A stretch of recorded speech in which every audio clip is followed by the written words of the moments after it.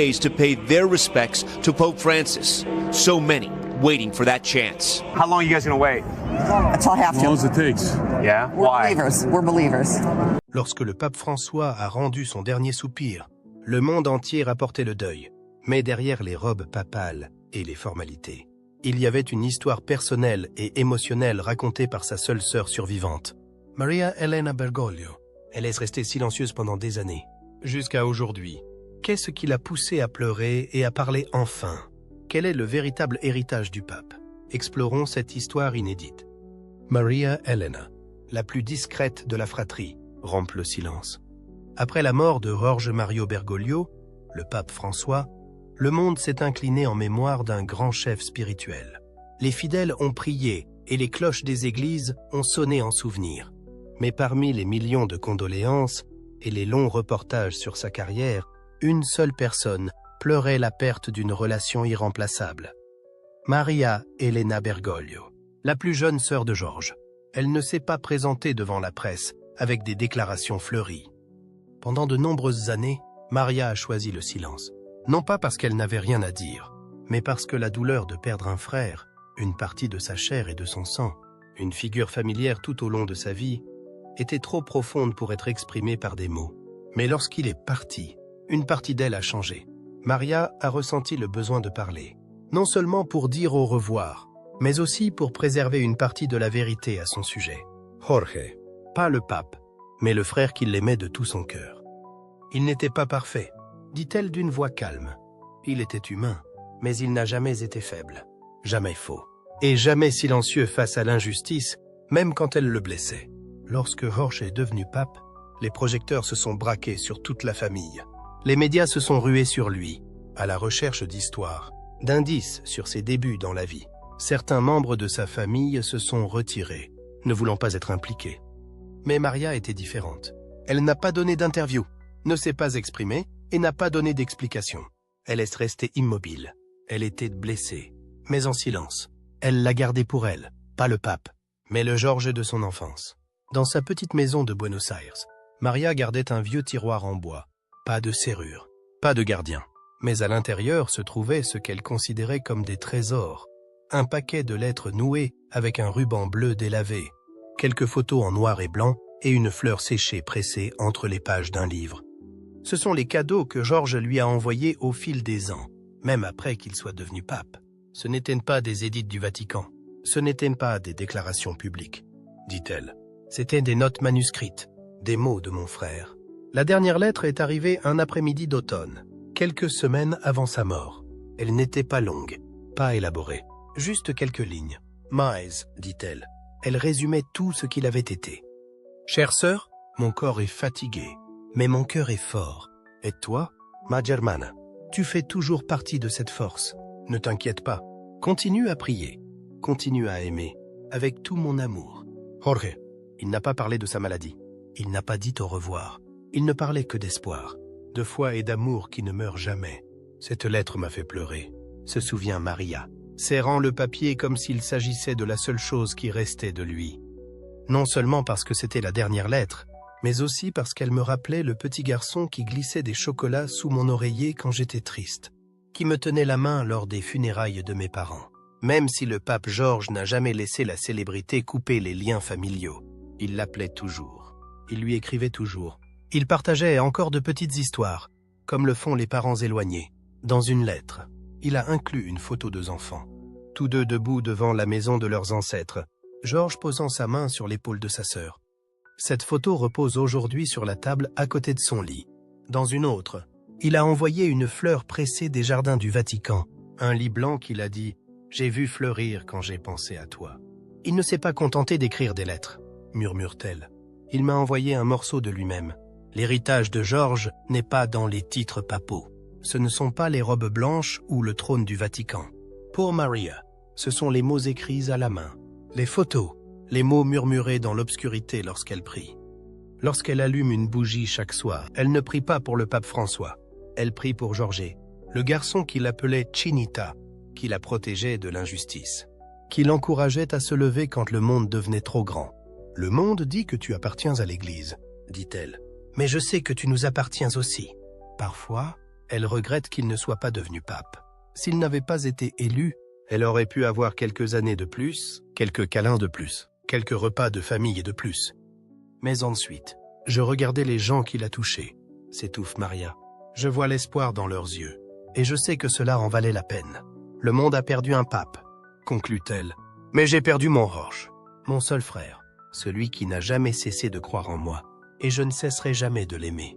Dans un monde qui court après les gros titres, l'histoire de Maria n'est pas une nouvelle. C'est un hymne, une petite prière, sur l'amitié, sur l'honnêteté et sur un amour qui ne meurt jamais. Sous les robes blanches et le titre de pape, quelqu'un s'est-il déjà demandé à quoi ressemble le véritable Jorge Mario Bergoglio, l'homme que le monde entier connaît sous le nom de pape François? S'agit-il d'un pape majestueux, vivant dans un magnifique palais au cœur du Vatican, ou d'un frère aîné tranquille, choisissant un mode de vie étonnamment simple et accessible? Le pape François était connu pour sa simplicité. Lorsque le monde regarde le pape le plus puissant de la planète, le chef de l'Église catholique qui compte plus d'1 milliard d'adeptes, les gens imaginent souvent la majesté, le luxe et les cérémonies solennelles. Mais Jorge Mario Bergoglio, l'homme que le monde entier appelle le pape François, a choisi une voie différente, incroyablement simple. Il ne vit pas dans le palais apostolique. Au lieu d'être au cœur du pouvoir, il choisit de vivre dans une simple maison d'hôtes, à proximité des prêtres et du personnel du Vatican. Pas de jet privé, pas de chaussures en cuir de marque, il porte de vieilles chaussures, emporte sa valise lorsqu'il voyage et descend toujours du trône pour serrer la main des gens ordinaires. Pour le monde extérieur, il ne possède rien, pas de propriété, pas de terrain, pas de portefeuille d'investissement. Mais ce qu'il a laissé derrière lui, après sa mort, a surpris le monde entier. Maria Elena Bergoglio, sa seule sœur encore en vie, a déclaré en pleurant « Mon frère n'a pas laissé un héritage que l'on puisse toucher, mais ce qu'il a laissé derrière lui nous fait pleurer. » Jorge n'est pas né dans la richesse. Sa famille vivait modestement à Buenos Aires, en Argentine. Son père travaillait comme comptable pour les chemins de fer et sa mère restait à la maison pour s'occuper de leurs 5 enfants. Il n'avait pas beaucoup d'argent, mais il possédait un trésor plus grand que toutes les richesses. L'amour, la solidarité et une foi inébranlable. À la mort de son père, Jorge, alors jeune homme, a pris en charge la famille. Il prenait des emplois supplémentaires, utilisait son salaire pour acheter de la nourriture, gardait la lumière allumée dans leur petite maison et faisait sourire sa mère. Il ne s'est jamais plaint. Il ne l'a pas comblé de cadeaux somptueux. Il lui a donné la paix, la présence et l'attention. Pour les enfants, il était un second père, un soutien spirituel. Nous ne savions pas qu'il le faisait. À l'époque, il portait tranquillement toute la famille sur ses épaules. Se souvient Maria. Et c'est là que le véritable héritage a commencé. Pas d'or, ni de diamants, mais les lettres manuscrites que Jorge a envoyées à Maria au fil des décennies, de Rome à Buenos Aires, des lignes douces, pleines d'amour et de réflexion, contenant son âme et son cœur. Lorsqu'elle a ouvert un vieux tiroir après les funérailles, elle a trouvé chaque lettre comme un trésor. Chaque mot était une bénédiction, une étreinte à distance. Il m'a rappelé que, malgré la distance, nous n'avons jamais été séparés. C'était le cadeau le plus précieux, dit Maria. Le monde mesure la richesse en chiffres, mais pour Maria, le véritable héritage de son frère est quelque chose qui ne se mesure pas. C'était la mémoire, c'était la foi, c'était la dévotion, les choses qui touchent le cœur. Lorsqu'elle pleurait, ce n'était pas à cause de la perte, mais à cause de l'amour profond que Jorge avait laissé derrière lui. Un amour inexprimé, mais plus présent que tout le reste. Puis vint le jour fatidique qui changea tout. Le jour où Jorge a quitté la maison pour toujours. Le jour où il a dit au revoir et s'est engagé sur le chemin du non-retour, la prêtrise. Le jour où il a abandonné le football, il a abandonné la vie ordinaire et choisi le sacrifice. Il n'avait que 21 ans. Maria se souvient encore clairement de ce moment. Un après-midi tranquille, lorsque Jorge a dit doucement « Ma sœur, je me sens appelé à quelque chose de plus grand que moi. » Ces mots étaient comme une brise tranquille soufflant sur le toit. Et puis il est parti, vers le séminaire, vers les années de silence, vers la dévotion totale. Pour la famille, ce fut une perte silencieuse. Nous avions l'impression de l'avoir perdu, avouait Maria. Mais en réalité, nous l'avions donné au monde. Lorsqu'il est devenu pape, Jorge, aujourd'hui pape François, n'a pas changé. Il conserve ses habitudes simples, Reste le frère tranquille qui envoie des lettres manuscrites à la maison. Reste le fils de Buenos Aires qui vit pour les autres. Même au milieu des cérémonies solennelles, il se penche pour laver les pieds des sans-abri, embrasse les enfants handicapés, visite les prisonniers et prie sans cesse pour les âmes oubliées. Lors de sa visite aux Philippines, il a déclaré « Je vous demande de prier pour moi, mais rappelez-vous aussi que Jésus lui-même prie pour vous, comme vous êtes bénis. » L'héritage du pape François ne peut pas être écrit dans un testament. Il vit dans de vieilles lettres, dans le cœur d'une sœur, dans les yeux des pauvres, dans les prières de personnes qui ne l'ont jamais rencontré. Cet héritage, c'est la vitalité d'un amour inconditionnel, un message selon lequel, dans un monde bruyant, la simplicité et le sacrifice restent les guides de l'humanité. Nous étions fiers, mais cela nous a fait mal. Ensuite, qu'est-ce que le pape François a laissé derrière lui lorsqu'il est mort? Et pourquoi cela a-t-il fait pleurer sa sœur? Alors que la nouvelle du décès du pape François s'est répandue dans le monde entier, les cloches ont retenti sur la place Saint-Pierre. Pierre, chacune son endoucement, mais imprégnées d'adieu. À l'extérieur, des foules se sont rassemblées. Elles ont prié, pleuré, chanté des hymnes et murmuré des adieux à un homme qu'elles considéraient non seulement comme un chef spirituel, mais aussi comme un symbole d'humilité, de bonté et de pardon.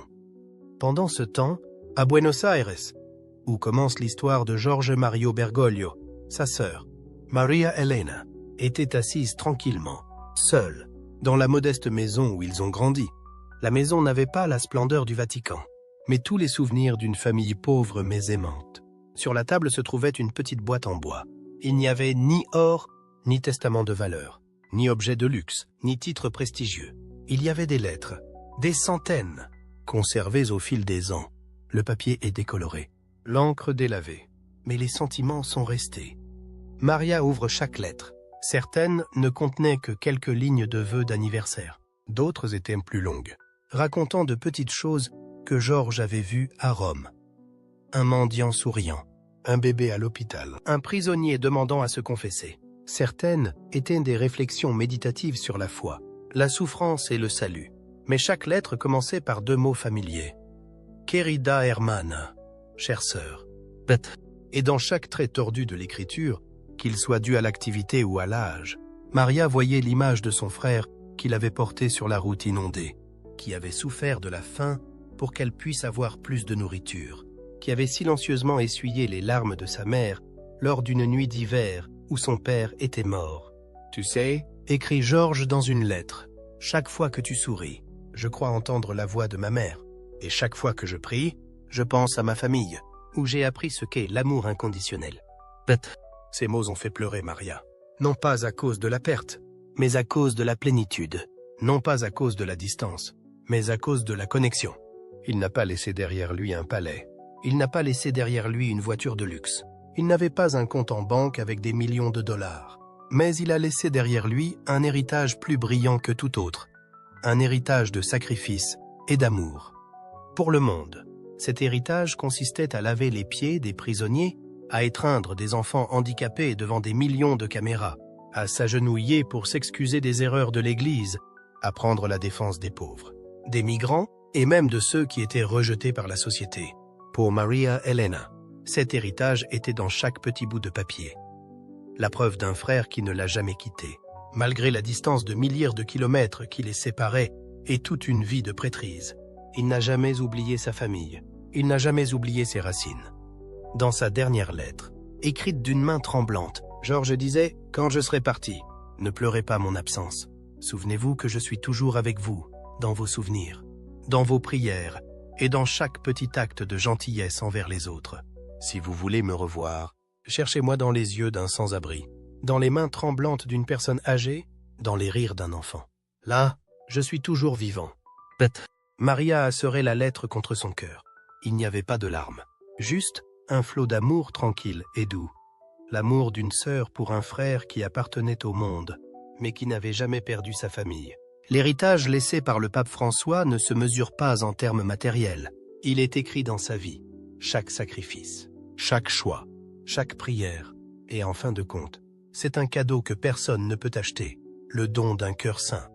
Bien que Georges ait laissé sa famille derrière lui pour s'engager sur un chemin d'idéalisme et de foi, ce que Maria Elena et le monde a progressivement réalisé, c'est qu'il a laissé derrière lui plus qu'un vide à table ou des lettres qui se sont progressivement espacées au fil des ans. Qu'a-t-il laissé au monde, à sa famille et aux personnes qui ont suivi ses traces? Quel est le véritable héritage de Jorge Mario Bergoglio, le pape François, et pourquoi sa sœur verse-t-elle des larmes lorsqu'elle en parle?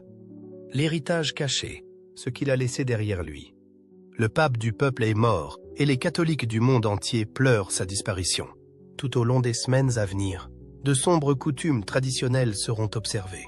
Le Vatican entre maintenant dans une période de deuil qui durera 9 jours.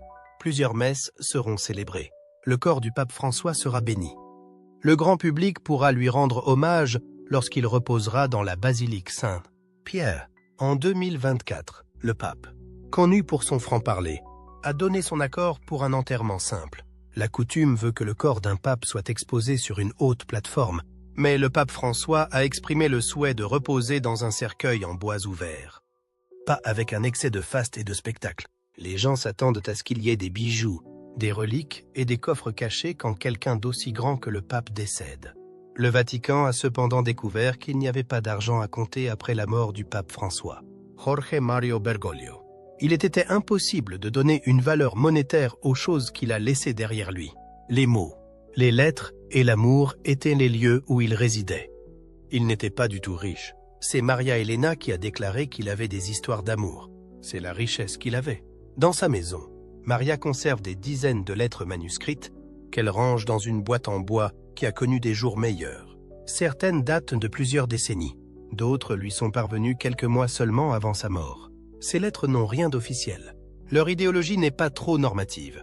Il s'agit bien de frères et sœurs. Juana Maria. Jorge, on dit que même quand je serai à Rome, je t'emmènerai avec moi. Chaque matin, je prie pour toi. Une autre personne commente « Je suis sûr que maman serait fière de nous deux. Poursuivez votre voyage. Dieu est au courant de tout. » Il ne s'agit pas de communications ouvertes au public. Elles servaient de rappel secret d'un lien qui ne pouvait jamais être rompu par une séparation physique. Maria a déclaré que ses commentaires lui avaient toujours donné de la force. De ce fait, j'ai eu l'impression qu'il n'était jamais vraiment absent. Après le décès de l'individu, la famille a reçu des vêtements papaux, des souvenirs et des objets symboliques. En revanche, la seule chose que Maria a demandé, ce sont ses lettres. Parce que ces lettres constituent des preuves, je considère qu'elles ont plus de valeur pour moi que tout ce que le monde pourrait m'apporter. Il est prouvé que celui qui portait la robe blanche n'a jamais oublié qui il était, ni d'où il venait. Après son départ du Vatican, l'Église était en deuil. Cependant, il a également laissé derrière lui une sœur qui comprenait les aspects les plus authentiques de sa personne. Son esprit, son cœur et son humanité.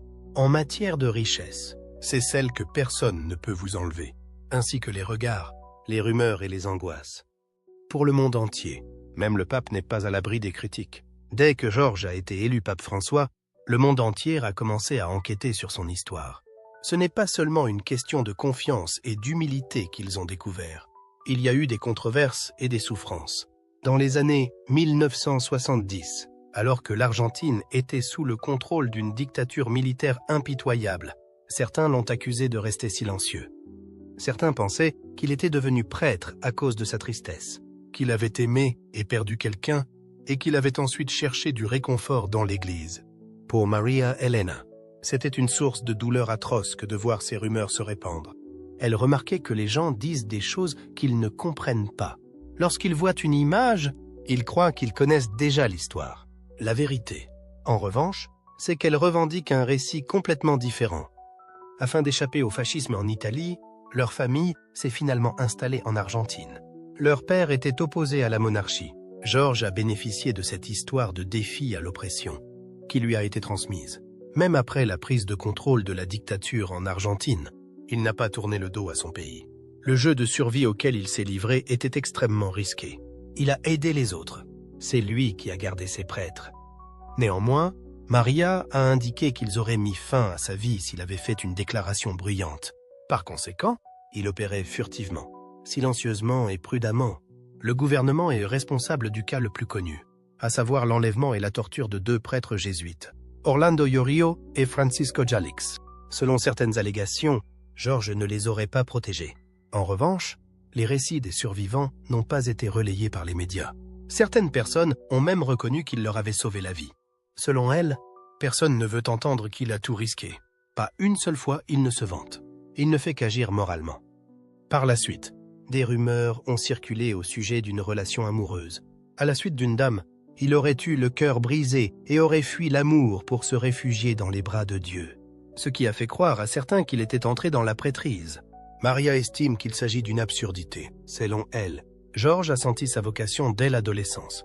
Bien avant tout cela, ce n'est pas vrai qu'il a abandonné l'amour, c'est vers Dieu, un amour supérieur, qu'il s'est précipité. Maria n'a pas parlé pendant plusieurs années. Elle ne l'a pas défendu publiquement. Elle n'a pas interféré avec les pensées du monde.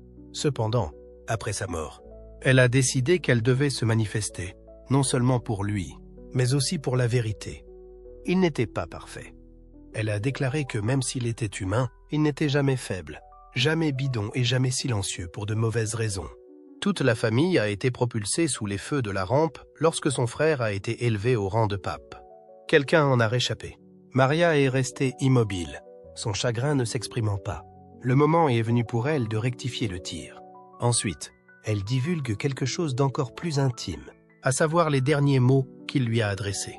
Ce sont les dernières lettres, les derniers mots d'un frère. Il arrive que les joyaux les plus précieux soient découverts dans des enveloppes.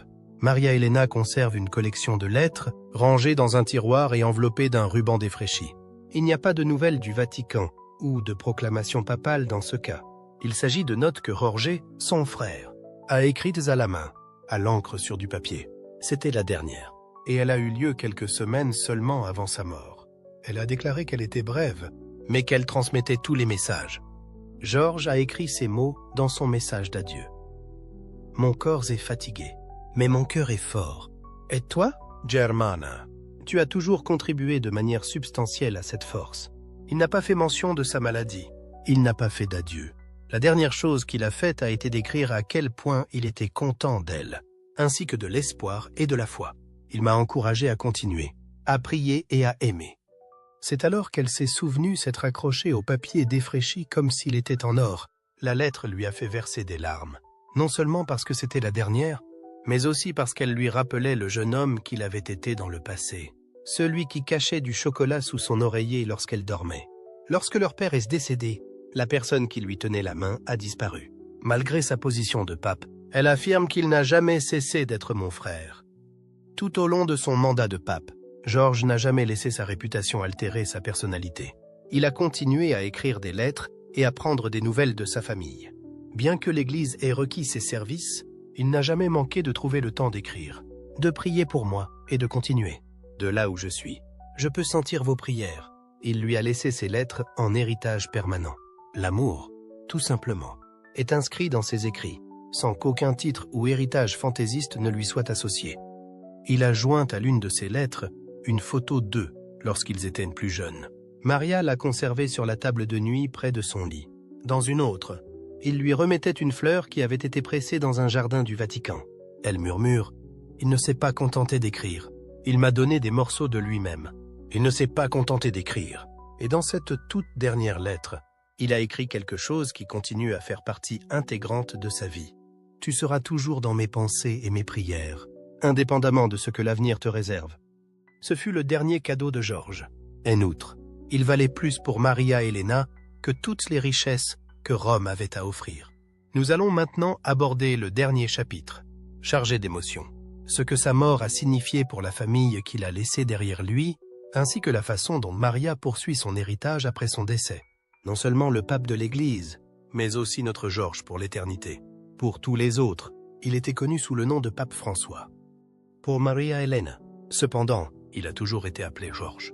Aujourd'hui encore, alors que la soutane blanche a été pliée et que les cloches du Vatican se sont tues, il est toujours considéré comme son frère aîné. Pour honorer sa mémoire, elle garde un cierge allumé. En revanche, c'est pour le jeune homme qui l'a accompagné à l'école, et non pour le pape, qu'elle l'a fait. Celui qui lui a donné la force d'affronter le monde quand il lui semblait trop vaste, et qu'il appelait Chinita. Les gens prétendent qu'il était membre de l'Église, Mais je suis certaine qu'il a toujours été un membre de notre famille aussi, murmure-t-elle. Son cœur se languit de la façon dont il l'écoutait et dont il riait. En tant qu'homme, en tant que frère et non en tant que pape, m'a-t-il dit. Aujourd'hui, elle peut préserver sa mémoire en se référant à ses lettres, à ses paroles et aux principes qu'il défendait. La générosité, le désintéressement et la foi. Elle m'a dit que j'avais perdu plus que mon frère, l'accompagnement spirituel que j'avais perdu. Dans certains cas, elle reconnaît qu'elle aurait souhaité qu'il ne soit jamais élu pape. Il est possible qu'elle aurait pu passer plus de temps avec lui s'il n'avait pas été choisi. Un plus grand nombre de discussions et d'embrassades. Elle déclare « Il y a des moments où j'aimerais que le monde ne nous l'ait pas enlevé. Mais ensuite, je vois les personnes qu'il a aidées et les vies sur lesquelles il a eu un impact. Je suis consciente que cela en valait la peine. » Le coup de ce pape ne sera peut-être jamais complètement compris par le reste du monde. La difficulté d'être seule, la distance et les difficultés. Mais Maria en est consciente. Et en ce moment, elle raconte leur histoire, dans un souci de vérité et non de compassion. En tant que saint homme, il était plus que cela. D'après ce qu'elle a affirmé, c'était un homme honnête. De plus, je veux que tout le monde garde cela à l'esprit. Maria affirme qu'elle continue à sentir sa présence même après son départ. Lorsque je prie, j'ai parfois l'impression que Jésus est assis juste à côté de moi. C'est comme s'il était toujours là, à murmurer, pour que tu ne sois pas terrifié. La vérité dont parle Maria brille comme un hymne paisible dans une société obsédée par le drame et le sensationnel. Surtout parce que ce conte n'a rien à voir avec la richesse, sans même parler de religion. C'est la famille qui est au centre de ce récit. C'est l'histoire d'une sœur qui a aimé son frère au-delà des mots. C'est l'histoire d'un pape qui n'a jamais cessé d'être un grand frère. En outre, il est question d'un héritage qui n'est pas écrit sur l'argent, mais plutôt sur les cœurs. Maria Elena a dit que le monde avait perdu un pape, mon Jorge. Cependant, m'a été enlevé, et je ne cesserai jamais de l'aimer. Y a-t-il un moment dans la vie d'une personne qui soit plus glaçant que de savoir que cette rencontre pourrait être la dernière? Pour Maria Elena, la seule sœur survivante du pape François, ce moment est arrivé comme un vent silencieux, sans avertissement, sans promesse. Comment dire au revoir à quelqu'un que le monde entier chérit et que vous ne voyez qu'à travers l'écran de votre téléphone? C'était plus qu'une simple rencontre entre deux frères et sœurs. Ce fut une rencontre d'amour et de perte, de famille et de mission, entre un homme d'humanité et une femme qu'il appelait « grand frère » tous les après-midi après l'école. Que s'est-il passé lors de cette rencontre et que se sont-ils dit dans leurs derniers instants? Impacts Positives. Il est des héritages qui n'ont pas besoin d'être gravés dans la pierre pour devenir immortels. Il y a des vies qui, bien qu'associées à un Saint-Siège somptueux, choisissent un mode de vie simple et tranquille, comme un humble message à l'humanité tout entière. Pour Maria Elena, la sœur du pape François, l'héritage laissé par son frère n'est pas seulement une marque dans les livres d'histoire, mais aussi des années d'échanges silencieux, la solitude d'une famille sans le fils dont elle était autrefois proche. Dès les premiers jours de son élection en tant que pape en 2013, George Mario Bergoglio a choqué le monde en choisissant le nom de François, le « Saint pauvre d'Assise », comme déclaration du style de vie qu'il poursuivrait. Pauvreté, humilité et service aux plus faibles. Il n'a pas choisi de vivre dans le traditionnel palais apostolique, mais s'est installé dans un petit appartement de la Casa Santa Marta, où il ouvre toujours la porte pour accueillir les invités et mange à la cantine avec d'autres prêtres. Ce geste semble anodin, mais il est devenu le symbole d'un pape descendant dans la rue, supprimant le fossé du pouvoir dans l'Église catholique qui s'est creusé pendant des siècles. Cette simplicité ne vise pas à attirer l'attention, mais constitue un choix délibéré. Redéfinir le rôle du chef de l'Église, non pas comme un roi, mais comme un serviteur des serviteurs. Dans un monde de plus en plus froid et hérissé de barrières, la proximité du pape François est une source de guérison. Il étreint les malades, parle aux prisonniers, accueille les réfugiés, et dans chacune de ses actions, il y a un message clair. Tout le monde mérite l'amour. Le pape n'est pas seulement un symbole de bonté, il est aussi un réformateur résilient. Tout au long de son pontificat, il s'est courageusement attaqué à des zones de non-droit de longue date au sein de l'Église, de l'assainissement et de la transparence des finances du Vatican à la réforme de la Banque du Vatican, en passant par l'établissement de conseils consultatifs multinationaux pour lutter contre la bureaucratie interne.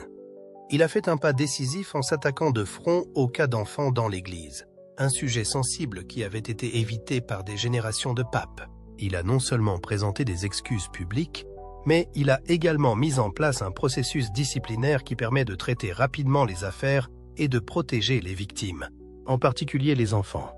Alors que de nombreux chefs religieux choisissent de rester silencieux sur les questions mondiales, le pape François est devenu une voix mondiale pour la justice sociale et écologique. Dans son encyclique Laudato Si, une lettre à toute l'humanité, il appelle les gens à prendre soin de notre maison commune, la Terre, dénonce le consumérisme effréné et met en garde contre les conséquences du changement climatique. Il a également promu les valeurs interconfessionnelles, signé une déclaration de paix avec des dirigeants musulmans et bouddhistes, et affirmé que le dialogue, et non la peur ou le conflit, est le seul moyen de préserver la dignité humaine commune. Même avec des groupes souvent marginalisés, comme la communauté LGBT, les divorcés ou les croyants désorientés, le pape François a toujours cherché à tendre la main par l'amour plutôt que par le jugement.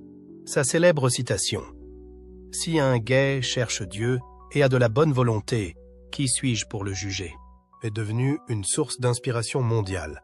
Si l'Église n'a pas complètement changé ses enseignements, la manière dont elle a tendu les bras montre que l'amour passe toujours avant tout cadre. Tous ces éléments sont, aux yeux du monde, de grandes réussites. Mais pour la famille Bergoglio, elles sont la preuve d'une vérité plus profonde. Georges n'est plus l'un des leurs. Maria Elena a confié un jour qu'elle n'avait vu son frère que quelques fois depuis qu'il était devenu pape. Chaque conversation téléphonique était une joie, mais aussi une douleur silencieuse. Il n'appartient plus à la famille. Il appartient au monde, disait-elle, et dans ses yeux se lisait à la fois la fierté et le regret. Que pensez-vous du pape François? Êtes-vous d'accord avec ses opinions? Veuillez partager vos pensées dans la section des commentaires ci-dessous. Nous serions ravis de les entendre. Et n'oubliez pas d'aimer la vidéo et de vous abonner à la chaîne pour des mises à jour plus intéressantes. Merci et à bientôt dans les prochaines vidéos.